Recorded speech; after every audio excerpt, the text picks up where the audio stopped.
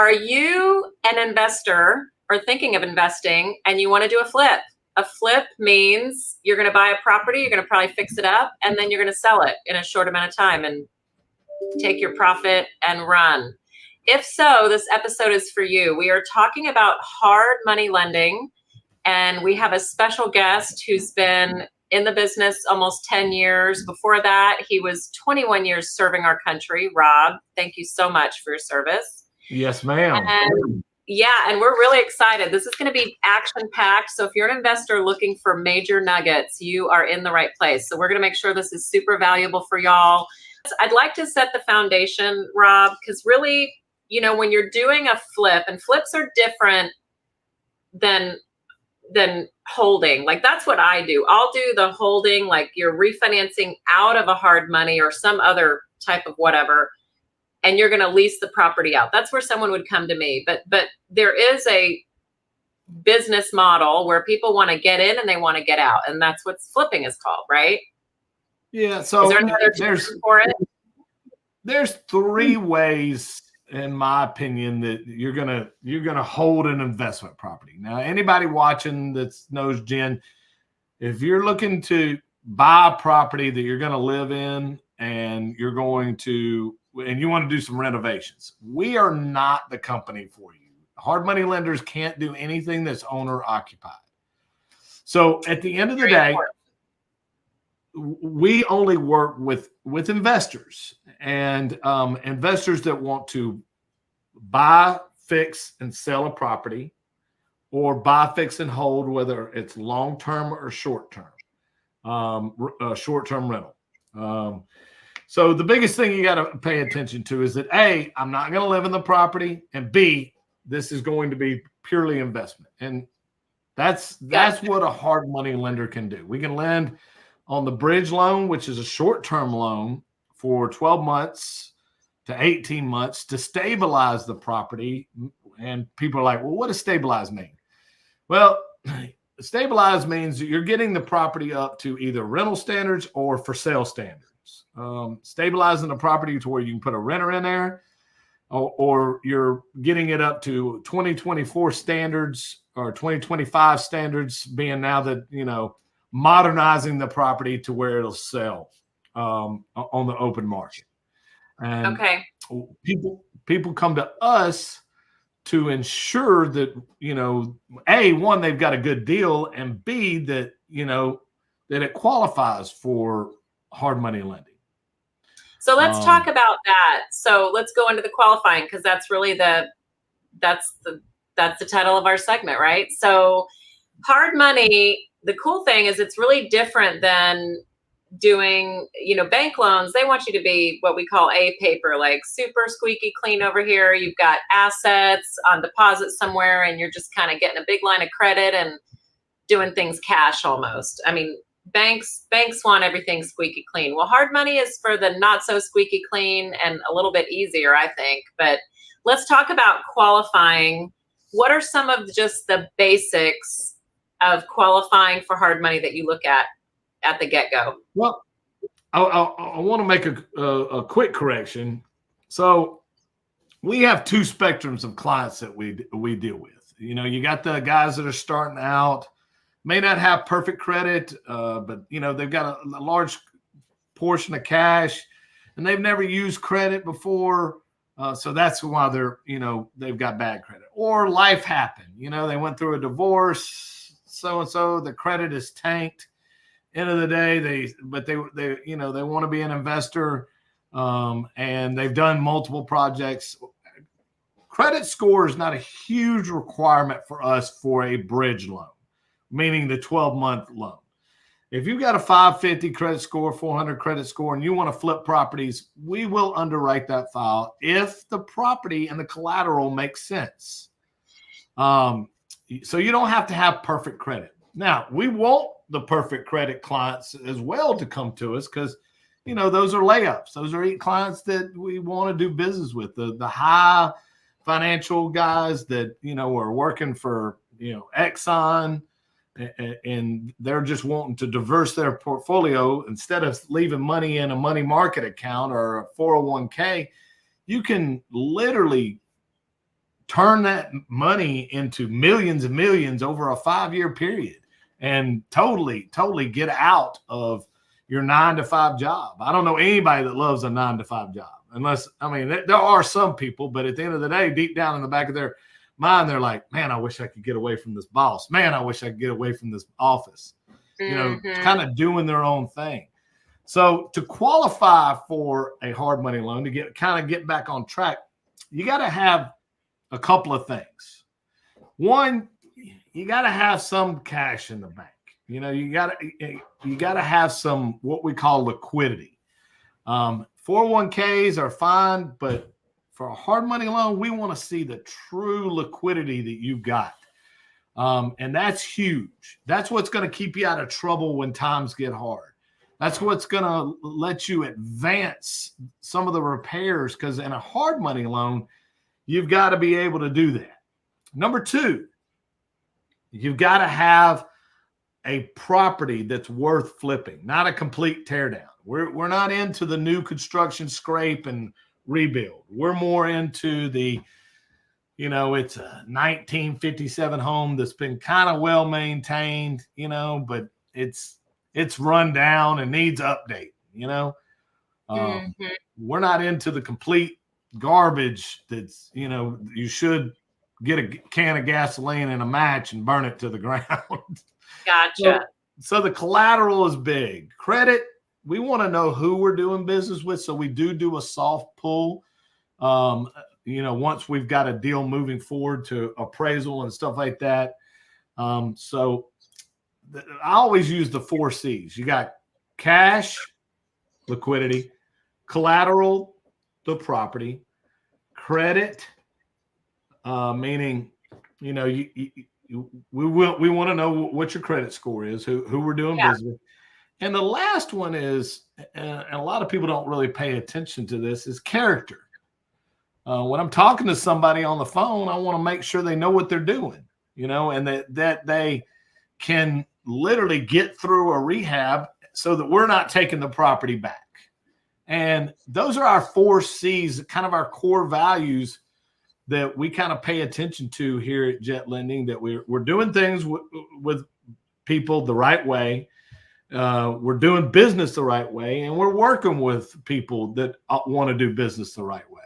So that's got to be, I just have a question, because that's got to be really challenging to assess someone's character. And, you know, I don't know how long your phone calls are, but like you're asking them questions like what? Like, have you done this before? Like, what kind of questions do you even ask for something like that? I would say it's more of a gut feel, you know, at the end of the day. I mean, you could tell a lot by talking to somebody, especially after you've had about 1,000 phone calls in a month. And you've done that for 9 years. You get on the phone and start talking. Everybody knows the type. They're fast talking. They want to try to rush through the deal. They want to try to, you know, and at the end of the day, the deal just doesn't make sense. You know, once you get to talking to them and you look at the numbers and you look at everything and you're like, you know what, this may not be the best deal for Jet Lending, or this may not be the best deal. Or maybe we just say, you know, okay, the collateral's good, but, you know, it just seems too risky. You can get a gut feel on who you're dealing with just by phone conversations and years of experience. I mean, I agree with you. I figured watchers might be like, how does that even work? Well, I mean, at the end of the day, most of the guys that we talk to are of high quality, you know, individuals. You know, I say we get 1 or 2 a month that tries to scam us, you know, or run something through. But at the end of the day, most of the people that call Jet Lending know what our core values are, and know that we're going to do business the right way, and know we're going to kind of fish that stuff out, you know. So what about documents that they have to provide? What kind of documents have to be provided to you for those 4 C's? Honestly, it's pretty simple. Anybody that's looking to do a loan, I mean, we'll have either a phone conversation, or B, they know already that they've done business with me in the past. We have this lead intake link that we send to our clients which starts the evaluation process of the property. The one thing that you gotta know, anybody watching this, if you think you've got an investment property, you think you got a deal, even if you want to pay cash for it, or you want to go to a private money lender, send it to a hard money lender and let him review it. I mean, there's people that call me all the time and say, Rob, I'm not going to use you, but can you look at this real quick? I'm like, well, why aren't you going to use me? Well, I got this cash over here to blah, blah, blah. At the end of the day, I'm like, okay, I'll review it for you. By the end of that conversation and the knowledge that I've given them, they end up saying, you know what, Rob, why don't I just use you on this? I'm like, why not?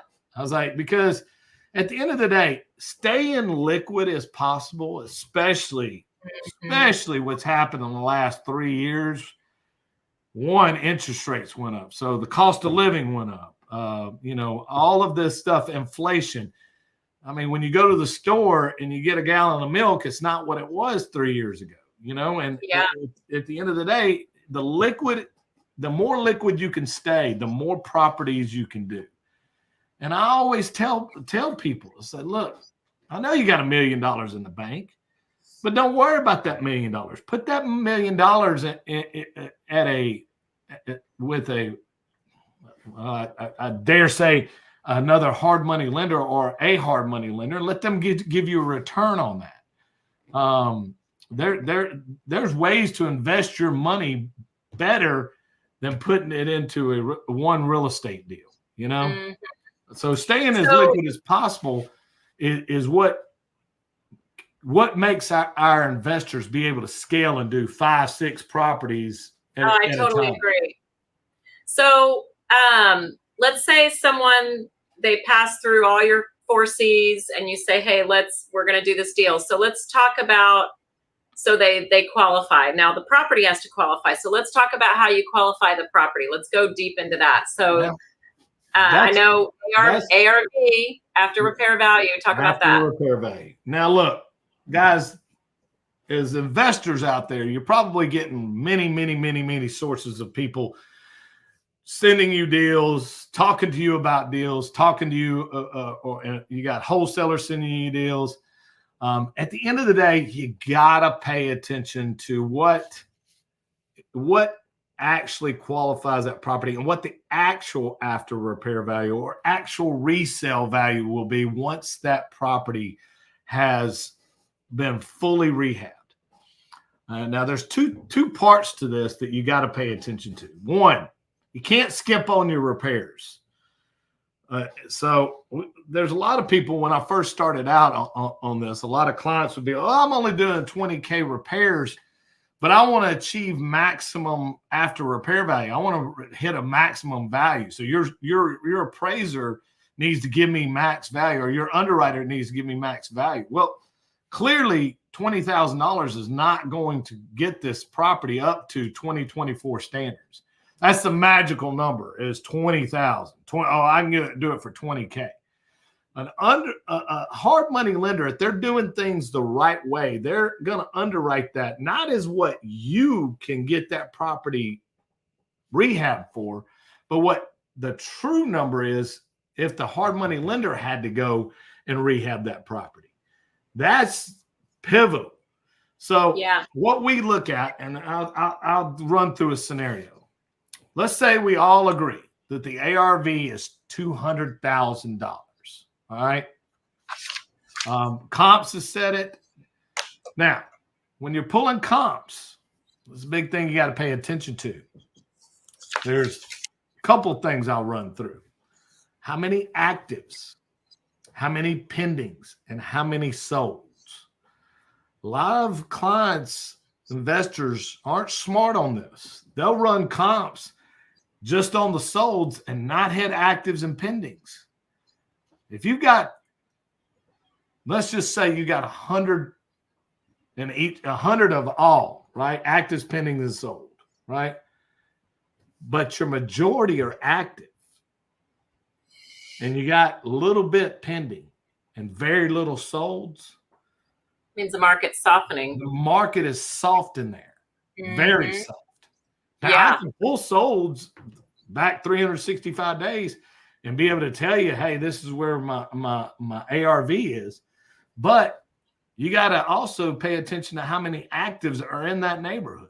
Mm-hmm. And at the end of the day, if those actives are high and you got very little pendings and you've got a triage between 180 and 200 or 170 and 200, and most of your sales are in the 180 to 175 around in there, and you got 3 at 200, using that 200 scenario, then your ARV is not going to sell at 200 because you're competing with other properties at 170 to 175. So you dilute it a little bit. Huh? You dilute it a little bit. You're diluted. So at the end of the day, you've got to pay attention to what the actual ARV is and not what your wholesaler's sending it out to you. So at the end of the day, run it through a hard money lender. They'll tell you. So let's take the average scenario, $200,000 ARV.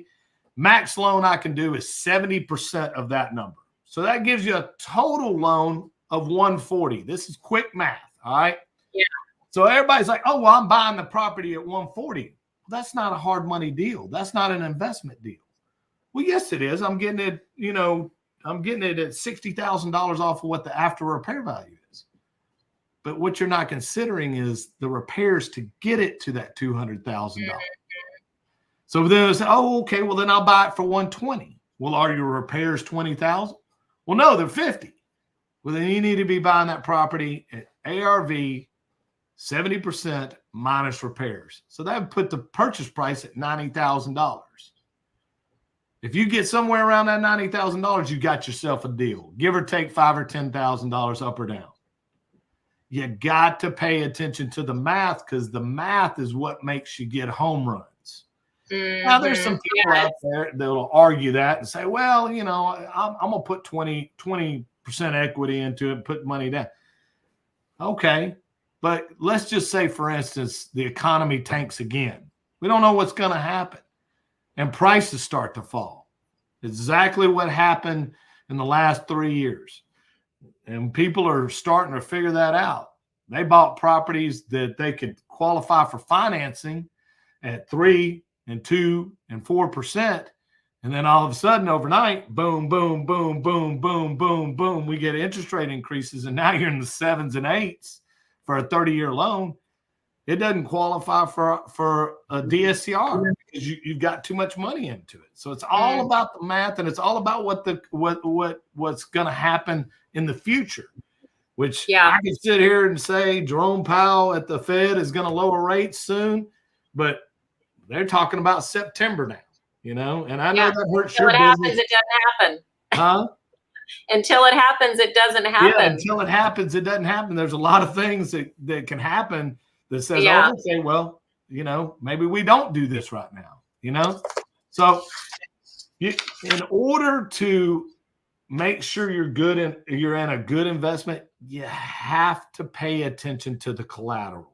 The collateral at closing must stand on its own, meaning it must be bought for what it's actually worth. So I have a question. Of all the deals that you look at, how many would you say between what you look at and what you actually close? I know there's a multiplier there. We close somewhere around 30 good loans a month. Now, what I evaluate in a month and my team evaluates is probably about 300. Okay, so, that's about 10%. Yeah, that's about 10% of what we're comfortable lending on. Now, we'd love to close all 200 of them, but all 200 of them are not a deal. And we've let our clients know that for free. The amount of clients that I've saved from making a huge mistake is a lot more than the clients that I've actually closed deals for. Now, the ones that I have closed, I've literally had clients call me crying and say, Rob, I just quit my 9-to-5 today. I'm like, whoa, what happened? Well, you've made me a millionaire. And I'm like, well, thanks. Can I borrow some money? Yeah, really. So I have a question. What are some of the 2 to 3 biggest things that would deny someone for a loan? Let's kind of recap. You kind of mentioned it threaded here and there, but let's just kind of. So number one would be property. the things that would disqualify you for a loan is not as heavy as if the collateral doesn't make sense. But let's go into what wouldn't qualify you. So as a hard money lender, I got to make sure you're going to make your payments on this property, because the last thing we want to do is default on a loan. That's the last thing any hard money lender wants to do, unless they're an acquisition lender. And there are some acquisition lenders out there, and that's fine if that's their model. You know, they don't grant extensions. They're hard pressed on hey, if you don't get in and out of this thing in 6 or 12 months, we're taking the property, and they don't change their mind about that. Okay, so these are questions when you're, going to a hard money lender that you have to ask them. Are you an acquisition lender? And they're all of them are going to lie, because that's kind of their forte, But if they've got a portfolio that they're keeping, then at the end of the day, they're an acquisition lender. That they're in it to make money and hope they don't have to foreclose or take the property back. But there's not been one person that has made their payment on time that we have forced them to pay us off. We just do not do that. So liquidity is the biggest thing that you would not qualify for a loan. Okay. That is the biggest thing. And the way we calculate liquidity is usually, let's say you're borrowing $100,000. Usually you need to have 20% of that in a savings or a checking account. That's what's going to keep you safe. Because as I said earlier, when we close the loan, we don't give you money to go and rehab the property. We hold it in escrow, because that's our, insurance to say, okay, now you've got 20% of liquidity. That's to make your payments. And that's for you to go advance some of the repairs. Because remember, we're lending off of a future value. Yeah. So once you go into the property and start adding value by making repairs to that property, then that's when we're saying, okay, now the property is worth more than what it was at closing when you took this property on. So now we're able to release a little bit of that security deposit or the repairs. What we're going to do is we'll release what you've done and completed, and then we try to keep it in a 3 to 4 draw system. So if you've got a $40,000 to $50,000 budget, you do $20,000 worth of repairs, and you go in and make it look better than what it did at closing. Now you've added value to the property. So liquidity, if anybody's telling you got no money that you can do a deal, you can. But you're going to need to get a partner that's got some liquid. You have to have something behind the scenes, for sure. You got to have some skin in the game, so to speak. So how do y'all determine, how are rates even determined? I mean, I know I'm not asking you to quote rates, because I know they change all the time. But like when y'all are looking at like, hey, what are we going to charge?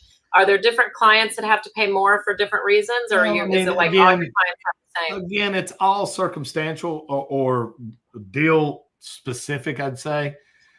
What we look at is usually about 3 points at 12% is for, repeat clients, good clients. And then, for the clients that are coming to us the first time, we may be a little bit higher as far as interest rate and points, because we're taking a little bit more risk. More risk that we take, higher origination, higher interest rate. At the end of the day, we want to work with those people. We want to get to know them, and we want to have a lasting relationship.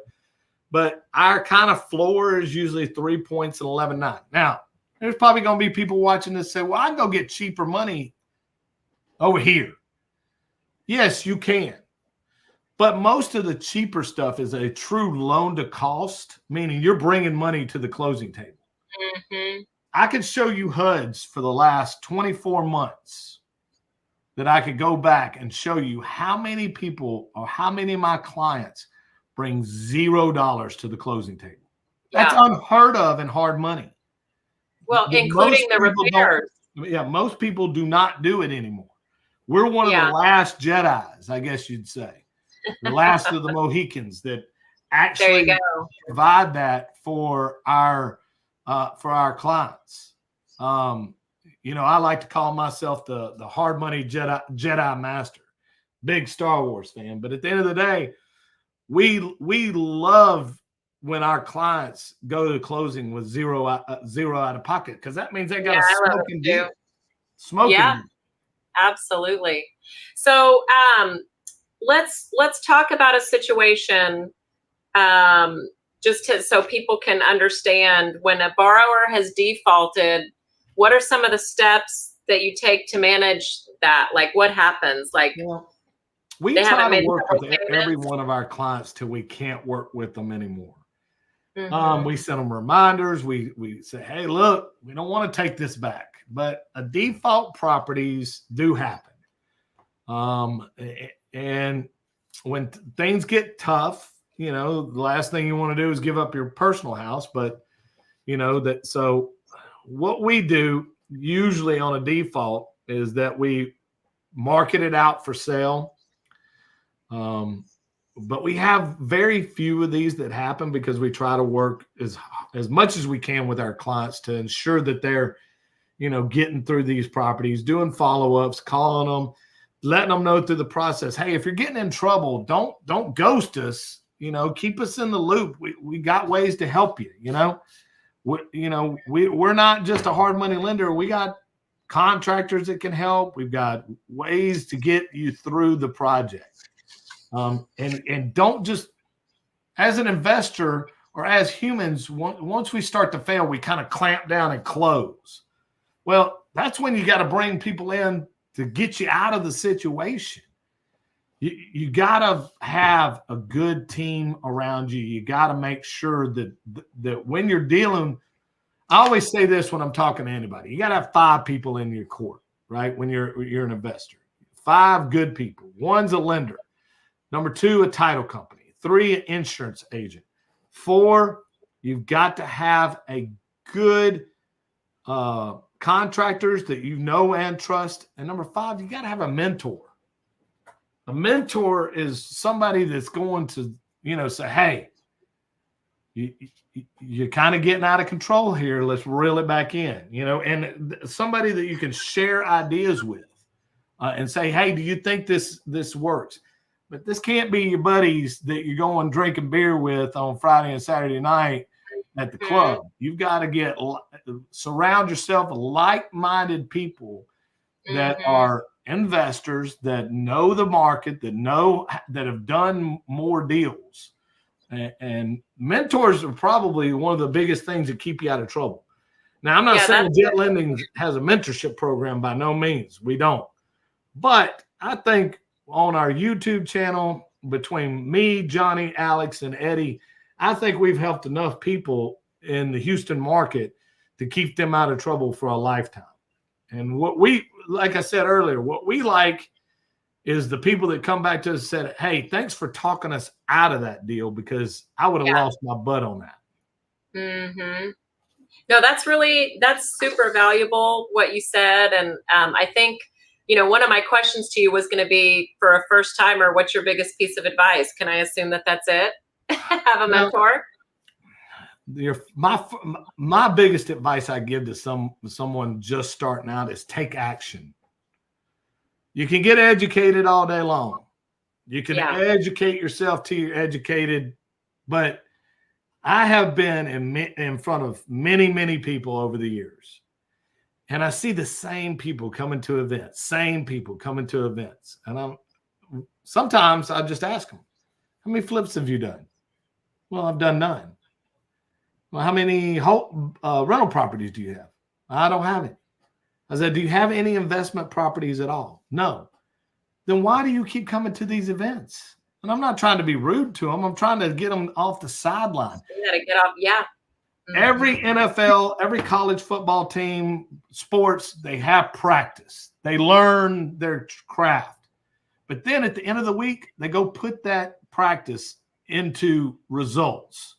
And you got to take action. You can't just sit on the sidelines and say, Well, I'm just going to keep getting educated until I have no fears. Look, you're going to make mistakes. I don't know anybody that's gone through life that hasn't made a mistake. Ooh, I shouldn't have bought that car. Ooh, man, I spent too much at the grocery store. You know, there's all kind of mistakes that everybody, man, I shouldn't have said that to my mom, or I shouldn't have said that to my dad. And we all live with a little bit of regret. But at the end of the day, if you're not getting up every day and making the most out of that day, tomorrow might not be there. So you got to put forth effort every single day and give 110%. You know, and a lot of people, they don't live with that mentality anymore. They live with the mentality of, oh, well, you know, I'll just keep doing what I'm doing. And that's the with the same results. And that's the definition of insanity. I mean, you've got to actually take action in order for you to get results. That's some great advice. That's awesome. Take action, y'all. So I know you lend in Houston. Do y'all lend all over Texas as well? We lend all over Texas. We also have capital partnerships where we can lend outside the state of Texas. We can do 30-year DSCR loans. I know we haven't talked very much about that because that's kind of your bread and butter, but you know, I don't want to steal any business. I do some, but it's not conventional. FHA is really my bread and butter, but I do maybe 10% DSCR, but don't worry.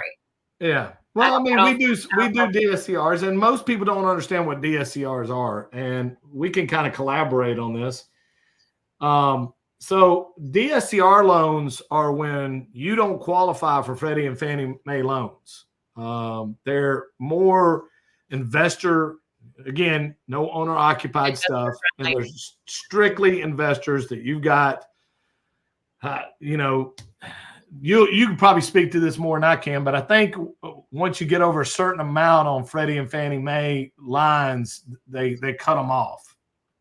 Yeah, there's 10 max finance properties, but the conventional loan stuff, you got to be squeaky clean. You got to be the guy working at the oil company, W-2. You got a huge 401k, like not all the time, but a lot of the time. But DSCR means debt service coverage ratio. We're basically using the income on the property, so it has to only be investment properties. We're using the market rent on the property to pay for the mortgage. I mean, that's the bottom line. But the issue with that I'll say, at least in our market in Houston, by the time you get taxes and insurance in there, they got to have a lot of equity because it's lopsided. Like the payment to the rent doesn't. Especially now with the interest rates rising. Interest rates have killed the rental market as far as DSCR loans. Yeah. So that's when I tell everybody, look, in order for this to make sense for you, you've got to buy it right up front. You do not make money on refis. You do not make money on rehab. You do not make money on refinances. You do not make money on anything. It is the initial purchase of the property, especially if you're doing a value add or what I call stabilizing the property. You have got to buy it right. That's the only way you're going to make any money. The initial purchase of that property. So for anyone that is in Texas and wants to, or even to do the other state, they can contact you to see if you can do it with one of your affiliates. How would someone contact you? Well, you can stop by Jet Lending. I'm usually here Monday through Friday, and set an appointment. You can call me at 903-806-4400 or Rob at jetlending.com. We got a website, www.jetlending.com. I'm on there. You can go to our YouTube channel, search Jet Lending, Jet Lending. And we don't lend on aircraft. So if you're watching this and you're like, hey. Well, thank you for engaging us with your wisdom today. I really appreciate it. I learned a lot to just get you nailed down for a while and talk to you about all this. I really appreciate it. And I hope all the viewers, if you have questions, DM, and I'll make sure I pass it to Rob to get you the answer back, or just contact him directly. So thanks for being here today. Yes, ma'am. Thank you so much for doing this. Yeah. Talk to you soon. All right. Bye, everybody.